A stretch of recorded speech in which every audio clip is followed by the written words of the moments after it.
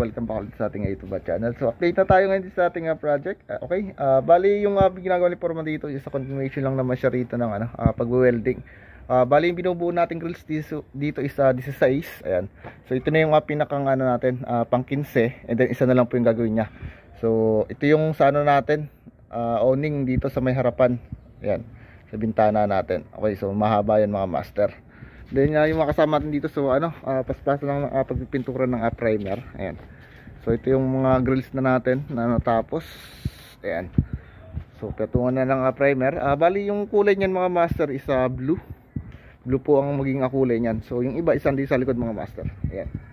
Okay, so bali after na papinturahan niyan ng blue, so utay-tay na si Foreman na ikakasa rito. Ayan, so mataas yung ating mga bintana. Okay, so bahala sa discard si Foreman kung magagawa na lang atong tungan o itong hagdan na laang. Then sa loob mga master, bali ito yung ating project, yung modular cabinet ni boss. Ayan. So bali ginawa natin kanina is winaterproofing natin itong ating sahig. Yan, itong plywood natin. Para kapag binuhusan natin, hindi siya titilas. Ayan. Then nagbakal na rin ako kanina rito, so binakalan ko na rito.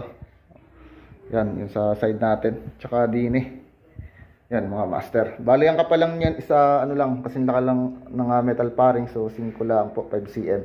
Then yung cabinet natin, so inutay-utay ko na siyang i-fix dito. So tinox ko na lang siya. Yan, so binutasan natin, then pasakan natin ng tox. Yan, then i-screw ko na lang mga master. Okay, so yun lang po muna. Salamat po.